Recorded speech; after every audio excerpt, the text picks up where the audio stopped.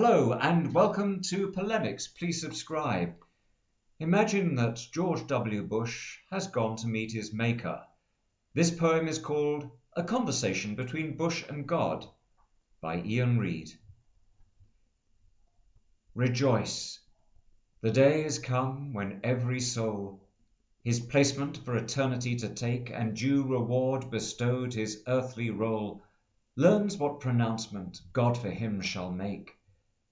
Now having been called Mr. President by doting throngs, Bush steps up to the fore, for heaven should follow earthly precedent, and saints, like press, should worship and adore.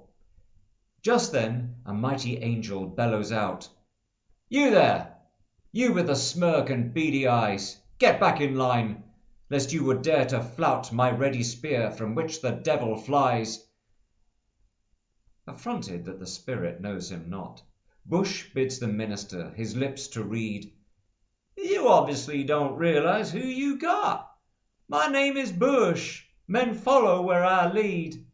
I ward on evil, hunted terrorists, promoted Christian values every day, and shackled in Guantanamo men's wrists, showing to all the world the American way." With that the angel's countenance grows calm. "Scourge of Iraq and of the Palestine, 'tis not my place to do your person harm, but expedite your bid to cut in line. Myself in haste will take you to the Lord, who waits impatiently till you appear. What recompense your exploit shall afford, saints in assembly too are keen to hear." Bush then is led toward a rainbow light, a vast expanse, and over it a throne of sapphire, on which sits a figure bright, who speaks like water rushing over stone. All heaven to his glory homage shows, with throngs of saints and angels choiring praise. But seeing what shall unfold now, silence grows, to hear the Lamb of God, Ancient of Days.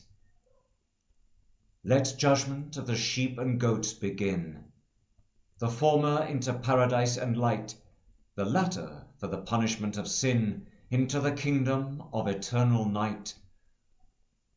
With squinting eyes, George proffers forth his hand. "Congratulations, God, that you chose me to sit in partnership and rule the land, though you should teach your guards more courtesy." A gasp through the assembled throng is heard, at such audacity that slander brings, that with presumptive word upbraids the Word, who made the world, its creatures, and all things. "Of Gabriel, my servant true, you speak," thunders the voice of God, whose swiftest flight foretold good news, who comes to them who seek, bringing encouragement to hearts contrite. But to my messages that he conveyed you paid no heed, nor when my prophets did entreat, nor would your bloody hand from war be stayed. Think you that did usurp your earthly seat, I should allow that such an ass intrude into fair heaven and her realms entire? When I was hungry, you withheld me food, when I was naked, you refused attire. I thirsted, yet you took away my drink, and when I sickened, you cared not for me, but shut me up in prison. Do you think, when you denied me, I shall welcome thee?" Blinking in shock, his hand outstretched in vain, who thought himself wholly immune to blame, Bush, eager to begin eternal reign, a moment takes to reassert his claim. "But Lord, when did I do these things to you?